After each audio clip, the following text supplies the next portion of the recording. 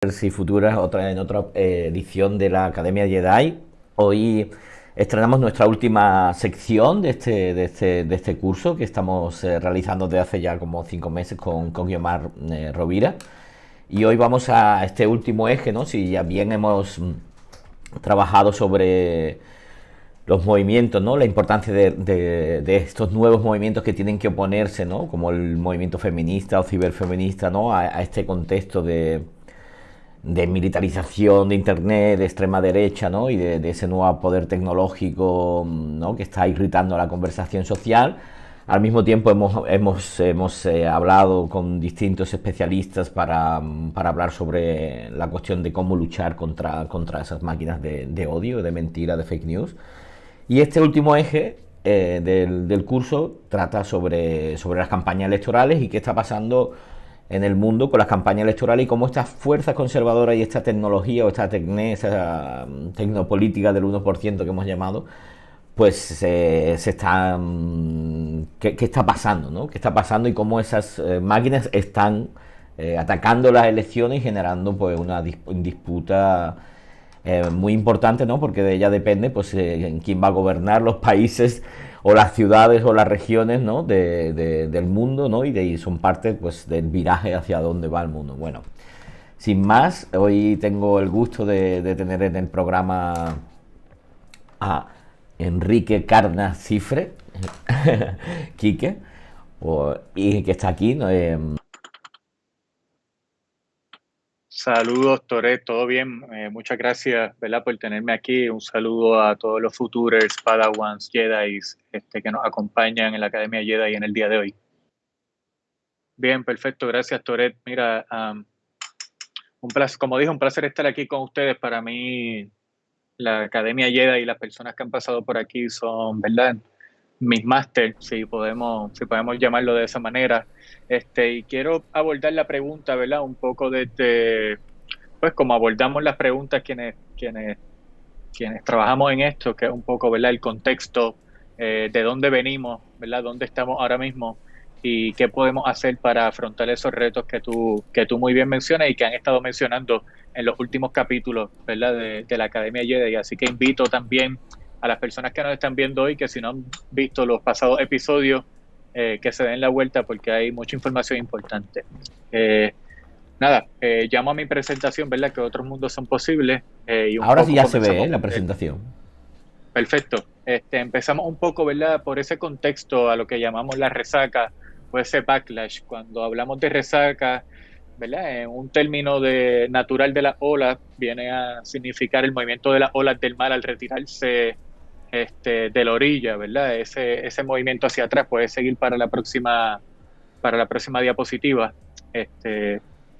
¿Verdad? Y incluso el ejemplo que te da la definición dice, es peligroso bañarse con esta resaca porque el agua te puede llevar lejos. Y yo creo que es una excelente reflexión, ¿verdad?, de estos momentos y la polarización que existe, ¿verdad?, en este momento de esta resaca, que vamos a abordar un poco más a continuación. Puedes pasar a la próxima página, ¿verdad? Básicamente llevamos ya 5 décadas del neoliberalismo, como se ha discutido en otros episodios, ¿verdad?, de aquí de la Academia Jedi.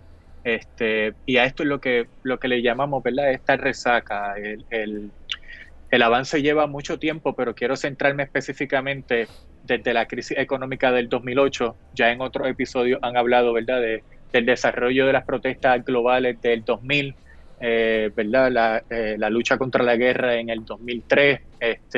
Y un poco, ¿verdad?, quiero contar mi historia. Ya para esta época yo estaba en escuela secundaria, ¿verdad?, high school, lo que le llamamos acá en Puerto Rico. Y esta crisis económica del 2008, ¿verdad?, marca un periodo para nosotros y diría mi generación también, de un poco como un momento de sueños rotos, un momento donde todas esas ideas que se nos habían construido en nuestra cabeza, en nuestro imaginario, ¿verdad?, sobre, pues tú trabajas, o sea, estudias, trabajas, vas a conseguir un buen trabajo, podrás tener tu casa, todo eso, ¿verdad?, empieza a desmoronarse con esa crisis económica del 2008. Y luego de eso, pues, evidentemente viene una crisis social provocada por esa crisis económica. Este, y ¿verdad? Quiero señalar que cómo es ofensiva, como del dark side, ¿verdad? Para sumarnos aquí a la narrativa que estamos construyendo Jedi, ¿verdad? Como es ofensiva del dark side, empieza a mostrar un carácter internacional. Recuerdo ese momento que veía las noticias, ¿verdad? Y los recortes en las pensiones de los adultos y de nuestras personas mayores no eran solamente en Puerto Rico, sino que estaban ocurriendo también en Europa, estaban ocurriendo en Grecia, Portugal, España, Italia, con la Troika, también en los Estados Unidos, también en Latinoamérica. O sea, se veía, ¿verdad?, esa ofensiva internacional del dark side, en términos económicos, pero también en términos sociales. Y eso, ¿verdad?, es lo que llamamos saca. Y a la misma vez, como esa ofensiva internacional de ese dark side iba construyendo una infraestructura, ¿verdad? Una infraestructura que luego, ¿verdad? Vamos a llamarle esa infraestructura tecnopolítica, ¿verdad? Pero del Big Data y toda esa infraestructura, ¿verdad? Sólida, que al día de hoy estamos viendo el efecto positivo para ellos, ¿verdad? Y negativo para nosotros de haber utilizado ese momento para esa construcción de esa infraestructura. Así que todo ese momento, ¿verdad?, al que le llamamos esta resaca, ¿verdad? Pasamos a la próxima diapositiva.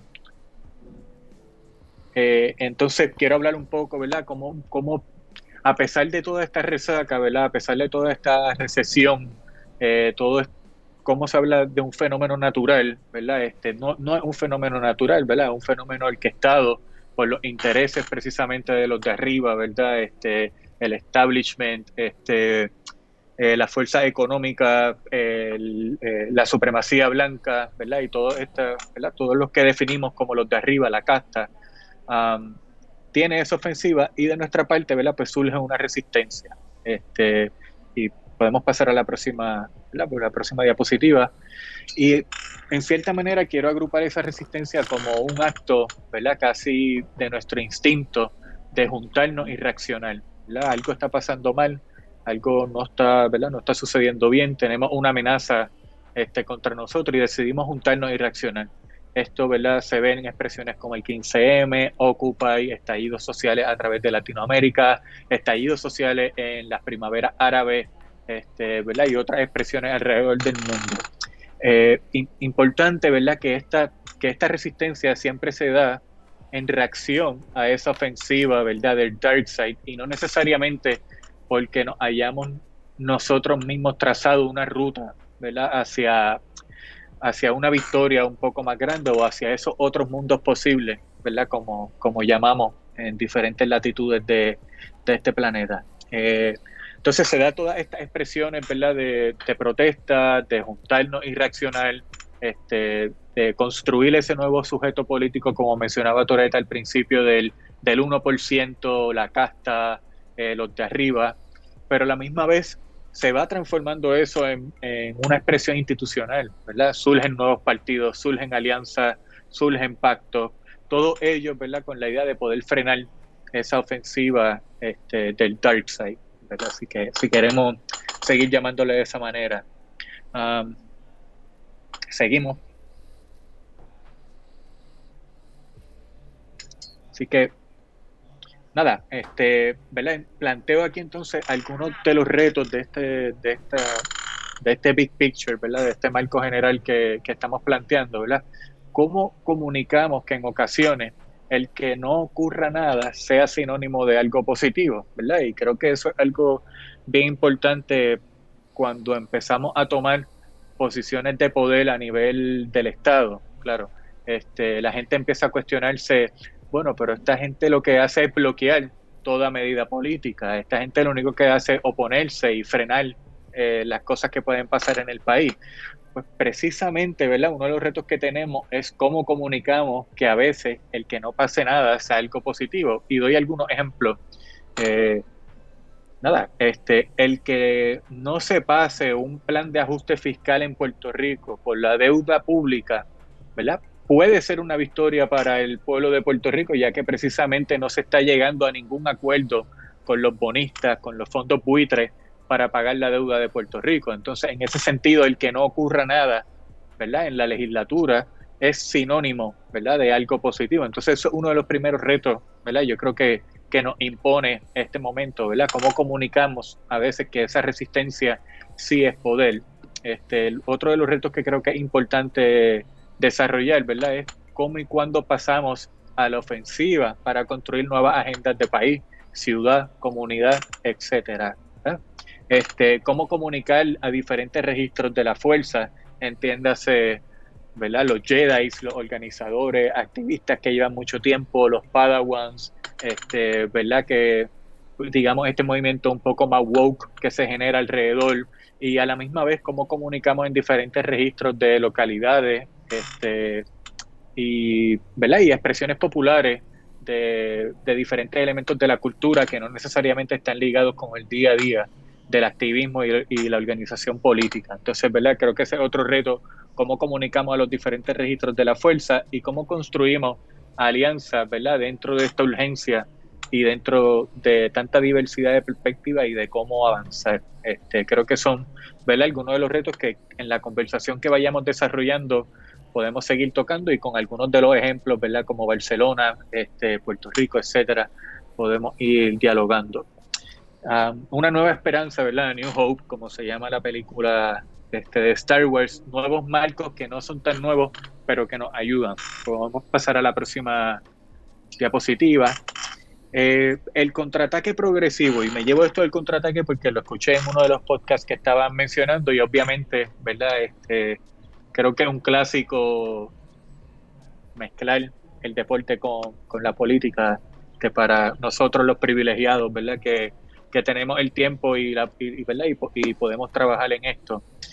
Pero lo llamo, ¿verdad?, como ese contraataque progresivo. Si ya reconocemos, ¿verdad?, que no tenemos el balón, que estamos en la resaca, que la ola nos está llevando para atrás, ¿cómo entendemos, ¿verdad?, que no vamos a conseguir necesariamente el juego más bonito que podamos dentro del campo, y que entonces lo que tenemos es que aprender, ¿verdad?, a jugar al contraataque y aprender a recuperar el balón poco a poco y recuperar la agenda, en este caso si hablamos de comunicaciones, cómo aprovechamos, ¿verdad?, cuando ellos insertan temas en la agenda para nosotros cogerlo, hacerlo nuestro, ¿verdad?, y explotarlo aún más. Yo creo que eso es importante, ¿verdad?, de reconocer que no estamos en el mejor momento para necesariamente liderar ¿verdad?, una ofensiva constante, pero sí estamos en un buen momento para comenzar a recuperar ese balón y para comenzar a practicar, ¿verdad?, cómo sostenemos esos momentos por periodos más prolongados de tiempo, y que no solamente sean,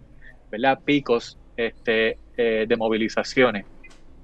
Y el otro marco con el cual más me estoy haciendo, ¿verdad?, con el cual más me estoy familiarizando últimamente, es entender que no solamente hay un terreno de juego, sino que son varios los terrenos de juego. En este caso,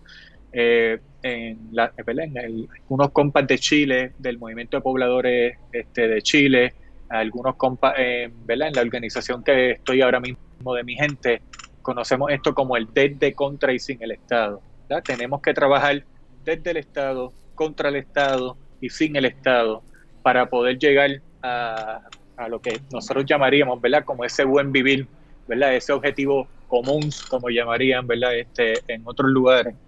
Así que creo que entender, ¿verdad?, que existen esos diferentes terrenos de juego y cómo unos apoyan a los otros es importante, pero sobre todo entendiendo las limitaciones de cada uno de los terrenos de juego.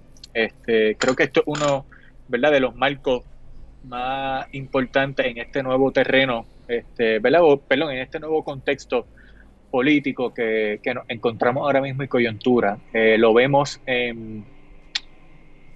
¿verdad? Lo vemos en el movimiento de los años. Cada vez que hay, ¿verdad?, no se alimenta un momento, o sea, no se alimenta una campaña electoral sin haber tenido momentos de protestas contra el Estado, de iniciativas sin el Estado, que dan la capacidad de imaginar nuevas comunidades y otros mundos, ¿verdad?, que son posibles a la misma vez que en la batalla contra el Estado y desde el Estado nos vamos acercando un poco más allá.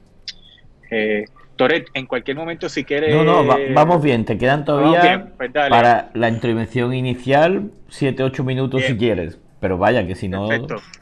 Dale, sigue. Dale, gracias, Toretti. Para quien no lo sepa, Toretti y yo vivimos juntos un tiempo también, así que eso es un dato interesante que quizás podemos tocar en otra charla. So, si me escuchan diciéndole Toretti, ¿verdad? Es de cariño, y Todo es bien, todo bien. como le llamaba. Audiencia, ¿verdad?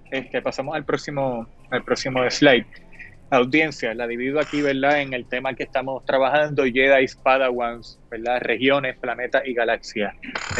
Seguimos adelante hacia la próxima diapositiva y básicamente, ¿verdad? Es cómo entendemos esa combinación de contenido y la dirección en los canales. Y me explico. Creo que tú también puedes dar ejemplos de esto, pero básicamente los momentos pico y los momentos que más hemos podido sostener, ya sea el reach, ¿verdad? El alcance, el engagement, y esa movilización activista, tanto digital como, ¿verdad? Como física, esos momentos que logramos combinar contenidos que trabajan para estas diferentes audiencias. Y me explico. En este último, ¿verdad? En donde estoy trabajando actualmente con mi gente, las semanas que mejor nos ha ido ha sido las semanas que podemos combinar nuestro trabajo desde el Estado, contra el Estado y sin el Estado, durante periodos de una semana, 2 semanas, de darle combinación, ¿verdad? De contenido a nuestra audiencia, que tocan esas diferentes, ¿verdad? Esos 3 diferentes terrenos de juego, a la misma vez que mezclamos memes, cultura pop, con profundización de contenido. Creo que, ¿verdad? Que eso es una pieza clave también en este momento que estamos trabajando las comunicaciones, ¿verdad? Dentro de estos nuevos marcos, no dejar de atender las diferentes audiencias, aunque tu mensaje sea uno, siempre hay una manera, ¿verdad?, de convertir ese mensaje para las diferentes audiencias, y creo que eso es fundamental en lo que, ¿verdad?, en lo que estamos viviendo ahora y en lo que podemos hacer. Vamos pasando a la próxima, ¿verdad?, las próximas diapositivas. Se repitió esa, así que vamos para la otra. Y finalmente, ¿verdad?, llegamos al elemento de la tecnopolítica, ¿verdad?, como elemento potenciador. Y aquí quisiera hablar un poco, ¿verdad?, de cómo es la combinación, ¿verdad?, de ese Big Data, de esas comunidades virtuales, de identificar bien esa guerra de bots y de identificar bien esa guerra, ¿verdad?, de infraestructuras digitales completas que están literalmente yendo de país en país para setear la agenda, para impulsar candidatos, ¿verdad?, que venían de la nada y que eran outsiders completamente, pero, ¿verdad?, todo con una ideología de derecha. Vemos cómo eso ha cambiado el juego de la política ahora mismo, e incluso estamos viendo cómo está teniendo efecto en la economía con los casos de Elon Musk, ¿verdad?, con la compra de Twitter, o cada vez que habla de alguna criptomoneda. O sea, creo que, ¿verdad?, que esto es diría Toret, ¿verdad?, o diría yo también que realmente es el verdadero elemento diferenciador de esta época. Creo que si hay algo que cambia las reglas del juego es precisamente la tecnopolítica, y quizás con la parte de las preguntas y eso podemos profundizar un poco más cómo se ve eso en una campaña política. Así que lo dejo hasta aquí por ahora. Muy bien, pues y empezamos la fantástica, conversación. fantástica introducción, muchos elementos ahí que me he quedado con ganas de comentar, ¿no? Porque bueno, una de las cosas, ¿no?, ese buen vivir, me venía a la cabeza, ¿no?, ahora el vivir sabroso, ¿no?, de la campaña de Francia Márquez y Petro. Correcto. Y nada, también me gustaba mucho esto, y que ya te lo iba a empezar por ahí, con tu trabajo un poco actual. Después vamos a volver a las campañas, pero me encanta este lema de cómo es, siempre contra, sin y desde el Estado, ¿no? ¿Podrías hablar un poco de tu trabajo en Mi Gente, en esta organización, y también un poco el sentido que tiene esa expresión dentro de ese proyecto? Sí, mira, pues yo actualmente soy director de comunicaciones. Primero quiero empezar por decir que Mi Gente lleva 5 años, yo apenas llevo ahí 8 meses, ¿verdad? Mi Gente tiene un trasfondo de la lucha contra las deportaciones en los Estados Unidos. específicamente, ¿verdad?, con la comunidad Latinx, y, y ha desarrollado, ¿verdad?, una infraestructura digital, ha desarrollado una infraestructura de datos, ha desarrollado una red entre diferentes hubs, ¿verdad?, a través de los Estados Unidos, para poder soportar ese trabajo desde, contra y sin el Estado. Y, y a qué, ¿verdad?, ¿y a qué nos referimos con eso? Pues básicamente creo que y lo entendemos bien, ¿verdad? Quienes hayamos venido del activismo, ¿verdad? Sé que tú tienes tu trasfondo, ¿verdad, Torres? Venir del activismo sin el Estado, construir lo que fue el Invisible, ¿verdad? Como proyecto autogestionado, huertos caseros, etcétera. O sea, es como la combinación de esas tres cosas siempre es necesaria, ¿verdad? Para poder avanzar a lo que nosotros conocemos, ¿verdad? Le llamamos como el buen vivir, pero que no viene de nosotros, precisamente viene de la experiencia latinoamericana. Incluso lo puedes tirar hasta atrás, hasta Ecuador y Correa. Comenzaron a hablar de eso para el 2005, ¿verdad? El buen vivir como ese nuevo frame, ese nuevo horizonte político que tenemos que conseguir desde, contra y sin el Estado. Entonces, un poco luego del 2018 y 2020, con todo este boom que hay de las campañas de Bernie Sanders, Alexander Ocasio, Cortés, mi gente empieza ¿verdad?, a meterse más en el trabajo electoral, y a conocer más lo que es el trabajo electoral. Venía de un trasfondo más sin y contra el Estado, ¿verdad? Yo creo que muchos hemos seguido ese recorrido también en nuestra vida, y se da cuenta que hay poder en el trabajo desde el Estado. De momento, por ejemplo, en casos como Georgia, en Atlanta, en los Estados Unidos, todavía es ilegal que un inmigrante pueda sacar una licencia de conducir, mientras que en muchos estados de los Estados Unidos eso es posible.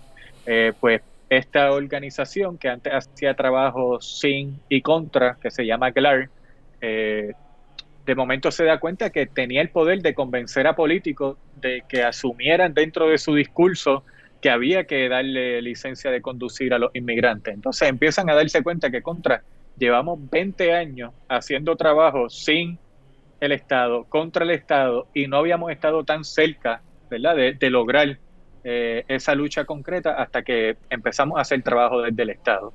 Así que esa combinación, ¿verdad?, de terrenos de juego y entender cómo funcionan esos tres terrenos de juego en constante colaboración, ¿verdad?, pero desgaste interno también de la estructura y de nosotros como personas, ha sido, yo creo que es clave, ¿verdad?, para el futuro.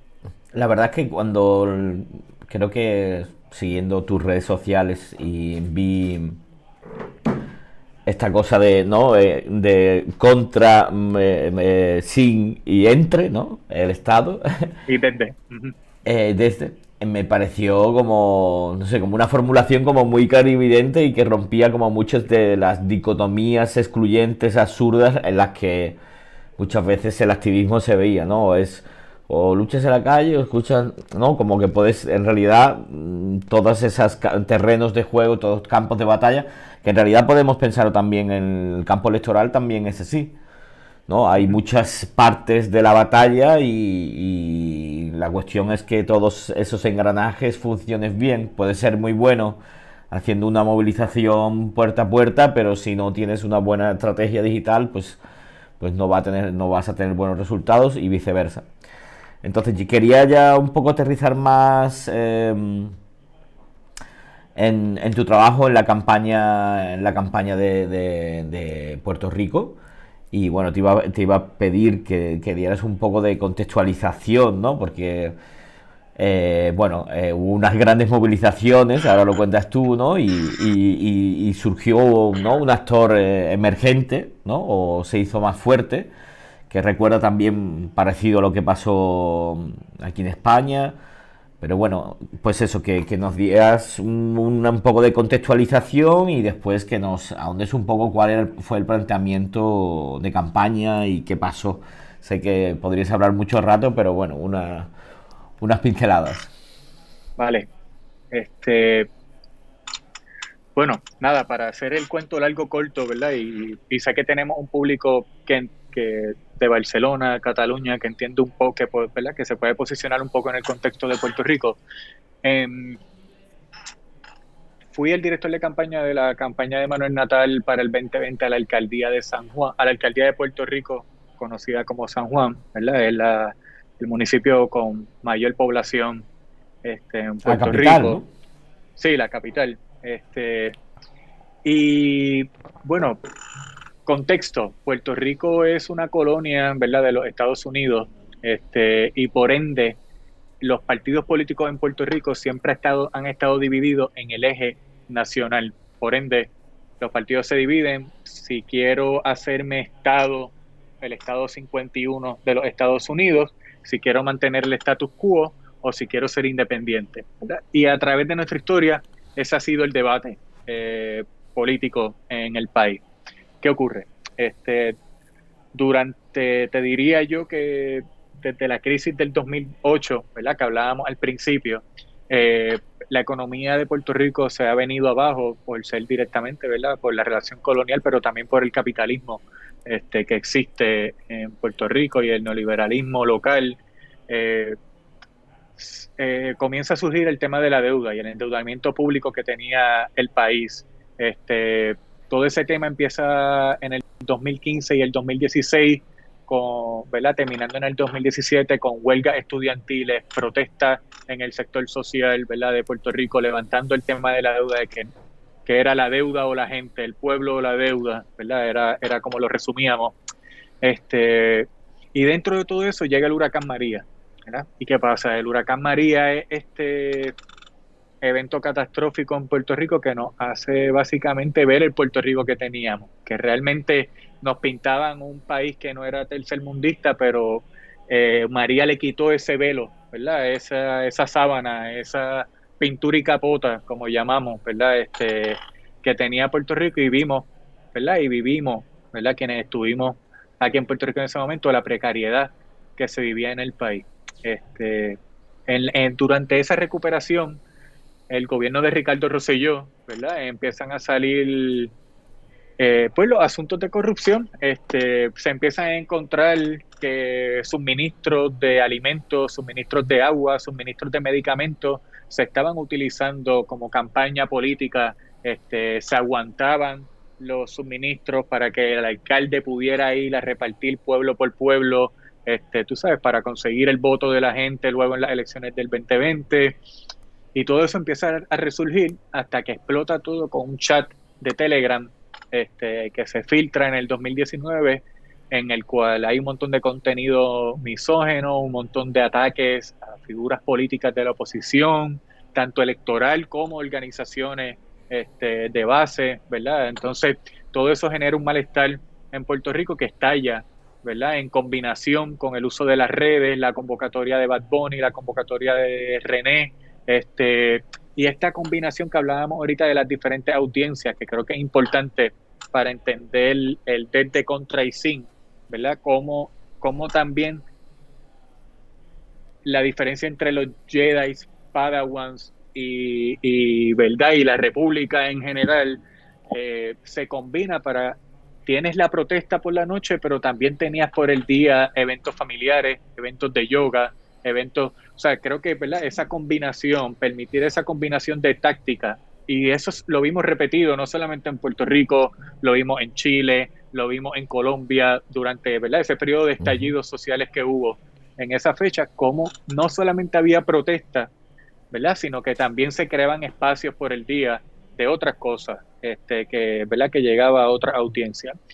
En ese proceso, ¿verdad?, se crea, justo un poco antes de ese proceso, se crea Victoria Ciudadana, buscando romper con el eje tradicional, que era el eje nacional, independencia o estadidad 51 con Estados Unidos, y propone, mira, aquí hay una agenda urgente y aquí hay una agenda común, ¿verdad? Y esa agenda urgente y agenda común es poner la casa en orden, y es básicamente sacar toda esta corrupción ¿verdad?, que nos trajo hasta donde estamos ahora mismo, sacar todo este neoliberalismo, toda esta autoridad, los recortes a toda la infraestructura pública, ¿verdad?, que ha habido durante los últimos años, y necesitamos trabajar eso en medida que sí trabajamos la descolonización de Puerto Rico, pero como una cuestión urgente hace falta una alianza de país para lograr esto. En, Un apéndice para darte también un poco. Que, dale, bueno, la gente no lo has comentado, ¿no? Pero, o sea, en la protesta esta que hubo en el 19, llegó a haber unas manifestaciones de 1 millón de personas cuando la isla tiene 3,5, más los que tiene fuera, cortando el país, paralizando todo y haciendo caer 2 gobernadores seguidos. ¿No? Una cosa histórica, en un periodo de tiempo súper rápido y como, como un 15M, pero de Puerto Rico, o tropical, que realmente tuvo una eficacia brutal. Me refiero que en España no cayó Rajoy, en Puerto Rico sí. Y creo que es un sí, elemento importante, que hubo un movimiento muy grande que cambió también el escenario, ¿no? Para la posibilidad de una campaña diferente, ¿no? gracias por rescatarlo, Toret, porque a veces nosotros desde acá, ¿verdad? No vemos esa gran victoria, ¿verdad? Pero sí, definitivamente cambia en la psiqui, ¿verdad? De quienes vivimos en esta isla por mucho tiempo, que no habíamos visto grandes victorias ni nada. Y a pesar de que simplemente es quitar, como quien dice, rey puesto, ¿verdad? Rey muerto y rey puesto, al final como quiera llega Mm. un neoliberal, etcétera, pero en el ideario de la gente, pues, decíamos siempre que Puerto Rico no era como Latinoamérica, que se levantaba siempre a sacar gobernantes protestando, y siempre había ese imaginario que nosotros éramos más dóciles, pero cuando salimos a la calle en ese 2019, ¿verdad? Se demostró que sí tenemos, ¿verdad? Esa fuerza y ese poder de poder sacar gobernadores, y definitivamente eso fue el motor, ¿verdad? Y fue lo que creó esa ola para generar lo que sucedió en el 2020 en las elecciones. Para entrar un poco más, ¿verdad? En esas elecciones y cómo fue la estrategia, yo diría que la estrategia se puede resumir ¿verdad? En 2 oraciones. Y básicamente era cómo podíamos acercar a ese elector, ¿verdad? Disgustado tanto con el PNP como el PPD, pero sobre todo con el PPD. Si quisiéramos hacer un paralelismo con las personas que nos escuchan, ¿verdad? En Cataluña y en España, sería, ¿verdad? Podemos le estaba buscando quitar el voto al PSOE, ¿verdad? Pero también teníamos una posibilidad de quitarle votos al PNP y al PP, porque en este caso estábamos diciendo que la estadidad no se iba a resolver ahora, primero teníamos que resolver la agenda urgente, la agenda común, antes de tocar el tema de la Sí, descolonización. que Por ende, vuestro posicionamiento permitía, ¿no? En esta polarización un poco artificial, ¿no? De que sacaba los temas de importancia social del centro y que solo se hablaba de qué relación tenía con Estados Unidos. En cuanto hablabas de los problemas concretos, ahí hay correcto, muchos electores de distintos podían conectarse con esa propuesta, ¿no? correcto. Y sabíamos eso, pero a la misma vez sabíamos que nuestra base, ¿verdad? Y nuestro motor activista no necesariamente iba a estar de acuerdo con el mensaje, ¿verdad? Que teníamos que hacer para llegar a ese sector indeciso, ¿verdad? Del PPD o del PNP en este caso. Entonces, ahí vamos con poder entender, ¿verdad? Los canales de comunicación y dónde están las audiencias y cómo podemos utilizar la data, ¿verdad? Y la mensajería de texto para poder hacer un poco mejor de targeting, ¿verdad? Con estas cosas. Entonces, por una parte, cuando hacíamos el puerta a puerta y el target y el canvassing, como le llaman acá, era un elector mayoritariamente de edad un poco más avanzada, o un poco menos inclinado a la cuestión política, por ende el discurso siempre terminaba más en las cosas del día a día. Por más que tú fuese a hablarle de seguro universal para todos, del Green New Deal, ¿verdad? De cambio climático, de incluso hasta de aumentar el salario, ¿verdad?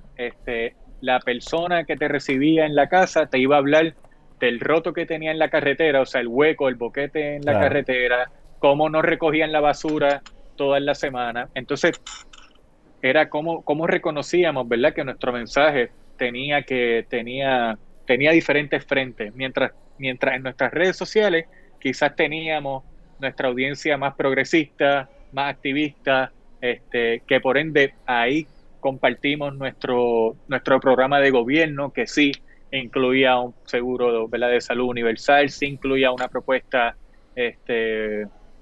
¿verdad?, de cambio climático, de construir una ciudad inclusiva, abierta, ¿verdad?, como todos quisiéramos. Así que, ¿verdad?, fue importante entender esos diferentes canales de comunicación y herramientas definitivamente como, ¿verdad?, como las redes sociales, nos ayudaron a entender dónde estaban esas audiencias, herramientas como tener una base de datos. Quiero reconocer el trabajo ahí de Pablo Benson y Francisco Casablanca, que ayudaron a Mandamos construir ese... un abrazo gigante para Casablanca y para Pablo Benson y para Definitivo. y todos los compañeros y compañeras ahí de Movimiento Victoria Ciudadana, que nos sentimos parte Ahí también. sentimos la fuerza. Entonces la construcción, ¿verdad?, de ese banco de datos nos puso adelante en el juego contra estos partidos tradicionales que apenas en Puerto Rico estaban aprendiendo, ¿verdad?, de la experiencia de Trump y la experiencia de la desinformación. Como quiera, definitivamente a través de Twitter veíamos los bots nos atacaban, y tuvimos que, ¿verdad?, que manejar esa, ¿verdad?, un poco. Es más un manejo interno también, de dejarle saber a tu gente que muchas de esas cuentas son cuentas fake. Entonces, ¿verdad?, cómo no gastes todo tu tiempo en discutir con una cuenta fake, de Twitter, ¿verdad?, sino enfócate en los objetivos de la campaña. Yo creo que un poco de esa educación activista ¿verdad?, que ustedes también realizan ahí era como lo más importante también, de no sobre reaccionar a los ataques que nos hacía, ¿verdad?, en este caso el establishment, la derecha y los partidos tradicionales en Puerto Rico. eh, y bueno, sí, eso. Vale, y por ir a entrar un poco, ¿no?, más al detalle, ¿no?, porque ya la gente no sabe qué pasó. Yo lo sé, Vale. pero... Mira, voy a compartir otra vez Ajá, aquí, o Sergio, comparte otra vez la presentación, pasa 2 páginas. ahí está. Ok, ahora sí, resultados, San Juan. Nada, como pueden ver, Manuel Natal, de Victoria Ciudadana, llegó en segundo lugar. Nosotros entendemos, ¿verdad?, que nosotros ganamos esa elección. Hay que dar un poco de contexto. En Puerto Rico, el mismo año electoral 2020, el PNP, el partido que gana Miguel Romero, cambió todas las reglas del juego en la Comisión Estatal de Elecciones, que es el ente regulador de las elecciones. Y básicamente, cuando antes era un sistema de balance en el cual todos los partidos tenían un voto, una decisión, la estructura completa pasa a ser del gobierno que está en el poder. Por ende, en ese caso, toda la estructura de la Comisión Estatal de Elecciones, ¿verdad?, fue del Partido Nuevo Progresista. Independientemente, ¿verdad?, de si hayamos ganado o hayamos perdido por esa X cantidad de votos, el Movimiento Victoria Ciudadana era un tercer partido, era un partido nuevo, emergente, y definitivamente este resultado, ¿verdad?, un resultado Es un positivo, resultado espectacular. O sea, porque era una fuerza que espectacular. tenía... ¿Cuánto por ciento antes? No había Una fuerza ningún resultado nueva. anterior.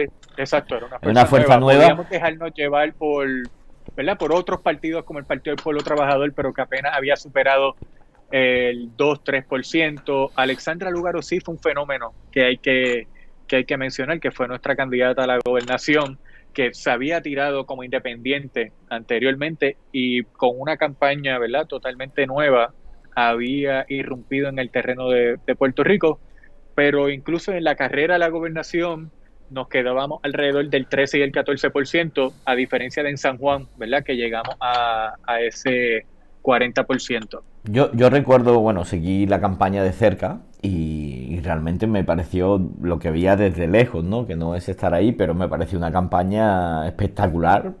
Me refiero que no, Manuel Natal era conocido, pero no tanto. Y bueno, la comunicación de él me pareció que fue súper directa. Me acuerdo ahí en ese. Porque bueno, quien no conozca a Manuel Natal, pues es una persona joven, muy dinámica, muy.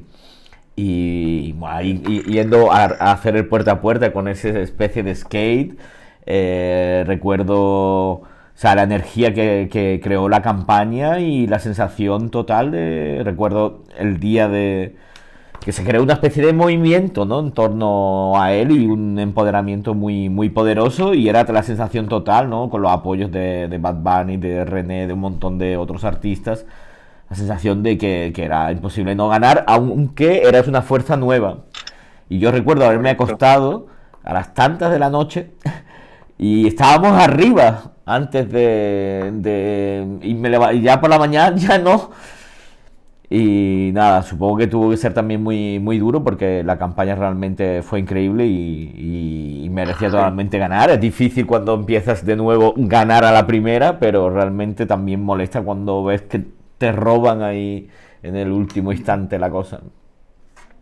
Sí, si puedes colocar otra diapositiva más, que quiero demostrar cómo la estrategia que dije nos funcionó exactamente como lo Aquí teníamos está. planificado. Dale a la próxima. Eh, ¿Puedes seguir Un la poco más siguiente, abajo, Sergio? Sergi. Sí. Aquí estamos, esta, ¿no? Bueno, no, otra más, disculpa. Vale, esta. Ok, ahora sí, vale. Mira, aquí vemos, ¿verdad? Esto es San Juan y estos son las unidades electorales más pequeñas de San Juan. Y vemos, ¿verdad? El resultado del 2012, 2016 no existía Victoria Ciudadana, no existía, ¿verdad? No existía la figura de Manuel Natal como un candidato fuera del Partido Popular. Y vemos como en el 2020 hicimos, ¿verdad? Literalmente, si pueden ver, le quitamos todos los votos al PPD, al PSOE, si quisiéramos llamarlo así, ¿verdad? Le quitamos todos los votos, los convertimos en amarillo, esas unidades. Incluso llegamos a debilitar varias unidades, ¿verdad? Del Partido Nuevo Progresista. Y quiero explicar un poco aquí cómo hacíamos la combinación entre el mundo offline y el mundo online, ¿verdad? Ujú. En el desarrollo de la estrategia territorial comenzamos por los que entendíamos que eran nuestros bastiones, ¿verdad? Nuestras unidades más fuertes. Y empezamos a hacer un ciclo de enviamos un mensaje de texto a toda la gente que vive ahí para que sepan que vamos a estar tocando las puertas al día siguiente o al próximo día. Pasábamos, tocábamos las puertas, recogíamos data, información, y ya cuando teníamos algo nuevo para compartirles, le dábamos seguimiento, ¿verdad? Y se lo compartíamos. Si entendíamos que la gente, ¿verdad? Quería involucrarse más, rápido lo poníamos, ¿verdad? Lo involucrábamos a amplificar ¿verdad? Nuestro contenido en redes sociales, y entre otras cosas. O sea, que siempre tratábamos de tener ese circuito, ¿verdad? De sí estamos haciendo trabajo en el terreno, pero la importancia de que ese trabajo en el terreno se le dé continuidad con trabajo, ya sea por mensajería de texto o por redes sociales. No hay, ¿verdad? No hay forma de que tú le toques la puerta a alguien un mes antes de la elección y que el recuerdo de esa persona sea tan puro como para el día de la elección volver a votar por ti. Necesitas seguir tocándole, ¿verdad? Ya sea con mensaje de texto o redes sociales. Pues nada, estamos llegando al final de nuestro programa. Quería preguntarte un poco sobre Victoria Ciudadana, sobre el movimiento Victoria Ciudadana, ¿no? Que entiendo que ahora pues no estás trabajando ahí porque estás trabajando en otro sitio, pero supongo que seguirás conectado y vinculado de alguna manera. Y que nos hablaras de lo que ha quedado, ¿no? Lo que ha quedado y lo que ha construido, ¿no? O qué es lo que Sí. tiene después de, porque fue claro en San Juan, pero también en todo el país, ¿no? Como una irrupción de un nuevo espacio político, ¿no? También al calor de haber cabalgado, ¿no? Este gran movimiento que hubo en 2019. Ujú. Mira, pues da la mala suerte y la buena suerte a la misma vez, que los corruptos no dejan de ser corruptos. Y todo este año en Puerto Rico han habido arrestos por corrupción contra el Partido Nuevo Progresista, contra el Partido Popular Democrático. Por ende, esta ola, ¿verdad?, que veníamos arrastrando desde el 2019, quizás no es tan intensa, pero se mantiene y sí queda esa esperanza todavía, ¿verdad?, de que hay una alternativa de cambio, y actualmente Victoria Ciudadana está apostando por construir una alianza de país en el cual no solamente se incluya otros partidos emergentes y otros partidos, ¿verdad?, como progresistas, como lo es el Partido Independentista Puertorriqueño, pero también incluir sectores sociales. Yo creo que aquí el reto es cómo hacemos que más gente se involucre en esta ola de cambio, y que sí hay una posibilidad de, ¿verdad?, de transformar el país en los próximos años. Ahora mismo ese proceso de alianza ha tenido buenos indicios, ¿verdad?, para decir algo. Históricamente el Partido Independentista Puertorriqueño no ha estado abierto a alianza con otros partidos que no toquen el tema colonial de Puerto Rico, y recientemente en febrero y marzo han sacado comunicados de prensa diciendo que están abiertos a una alianza con Victoria Ciudadana. Por ende, creo que esa semilla que lleva tirando Victoria Ciudadana, ¿verdad?, y que se lleva tirando desde la campaña de Manuel Natal, de que sí hay posibilidad de ganarle a estos dos partidos si hacemos una alianza de país, no solamente desde el terreno electoral, sino también desde el terreno contra y sin el Estado, ¿verdad? Si entendemos esos tres terrenos de juego, y entendemos que, pues mira, cada 4 años hay que ir a votar, pero a la misma vez en ese periodo de tiempo tenemos que seguir construyendo alternativas al Estado y tenemos que seguir batallando contra el Estado, creo que nos va a dar la ruta, ¿verdad?, para poder tener un triunfo en el 2024, ¿verdad?, y seguir Vamos. esta ola que ojalá, ¿verdad?, seguir con la ola de México, Chile, Brasil, ojalá y ocurra un milagro en Colombia, ¿verdad?, con lo que está ocurriendo. Sí, sí, bueno, ya que lo mencionas, ¿no? Porque te quería hacer una pregunta sobre esto, ¿no? Esta nueva ola, ¿no?, de partidos de izquierda, centroizquierda, más progresistas, ¿no? Que al otro día leí un artículo que como habla de otra tercera ola, ¿no? Porque ya ha habido varias diferentes en los últimos 20 años, 20, 30 años. Pero también estaba habiendo una evolución en torno a las campañas electorales, ¿no? Si teníamos también, ¿no?, la derecha, ¿no?, con su guerra fake news, ¿no? Lo podemos ver ahora en las elecciones colombianas con este Rodolfo, ese señor que se han sacado de la manga, ¿no? Parece que cuando el establishment cae, siempre hay alguien que puede hacer de Trump. Entonces, que es... Una serpiente con 7 cabezas. Claro, no, a ver, una persona que la líe mucho y que pueda entrar en ese juego y hacerlo bien dentro del show mediático, pues siempre encuentran.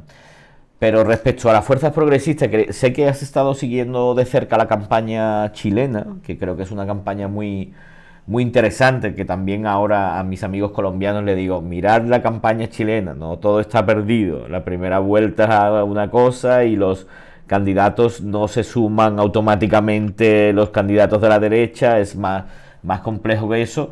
Y también que en Chile, ¿no?, después de la primera vuelta donde apareció Kast y toda el revival, ¿no?, del fantasma de Pinochet, ¿no? No, en un país que se había movilizado tanto con un proceso constitucional en marcha y tal, ¿no? Parecía como impensable, ¿no?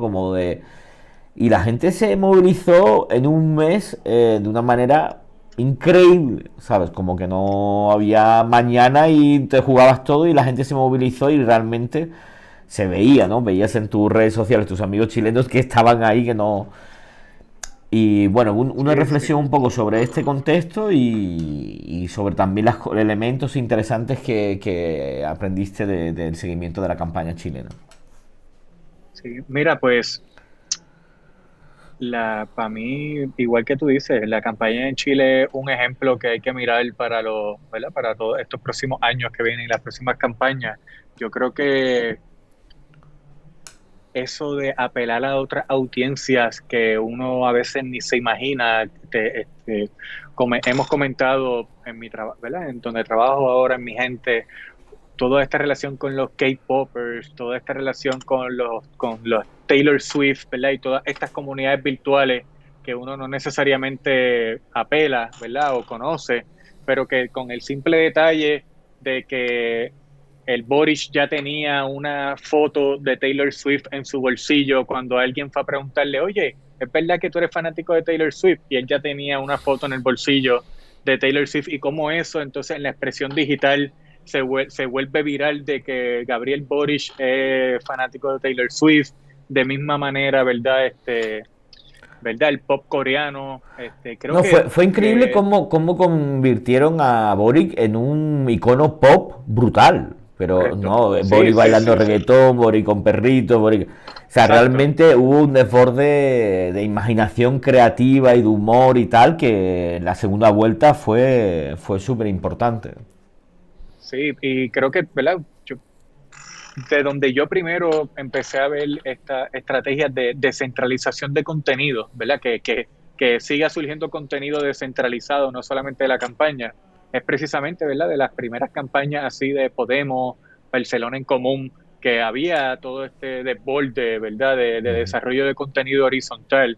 Y yo creo que ahí la campaña de Boric fue clave. Todos los días salían contenidos diferentes, ¿verdad? De la campaña que tocaban temas políticos, pero también, como tú dices, se inclinaban más al mundo pop.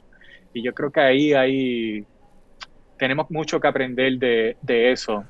Por usar un ejemplo, hay que ver cómo, o sea, sí en mi campaña, ¿verdad? En la campaña de San Juan, Bad Bunny nos endosa a la campaña de Manuel Natal, pero también tenemos que ver cómo le sacamos más el jugo a la parte pop de Bad Bunny para poder, ¿verdad? Potencial campaña ¿verdad? Que toquen esa otra audiencia, que no llegamos necesariamente por los canales que ya Claro. tenemos. Estaba pensando ahora de también una de las cosas que me pareció muy interesante de la campaña chilena. Ha sido su gestión de la lucha contra la desinformación, que creo que a diferencia de la anterior campaña brasileña, donde nadie se esperaba la locura de desinformación que disparó Bolsonaro, Bolsonaro. yo creo que el equipo de Boris gestionó y él mucho mejor los ataques porque también hubo muchísimos. O sea, como yo creo que los chilenos de derecha, pues hay unas conexiones muy fuertes y muy evidentes con Brasil y con todo el entorno bolsonarista.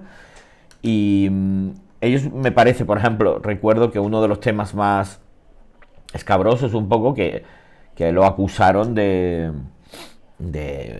violación o, ¿sabes? Lo acusaron de varias cosas muy graves y, también de ser adicto a drogas, bueno, varias cosas. Y ellos eligieron muy bien el momento y el cómo responder las cosas para cortarlas. O sea, por ejemplo, el tema de las drogas, hasta el último dato final, ¿sabes? No habían dicho nada y sacaron, mira, esta es la prueba, esto es así, estás mintiendo y tal. Como un control de los tiempos y las formas de cómo Correcto. responder según la gravedad, el momento de cada campaña. Es como si hasta ahora yo viera mucho como que no te atacan y quieres responder ahí muy rápido, tenemos que responder cuanto antes a no sé qué, porque si no se va a hacer grande, va a crecer.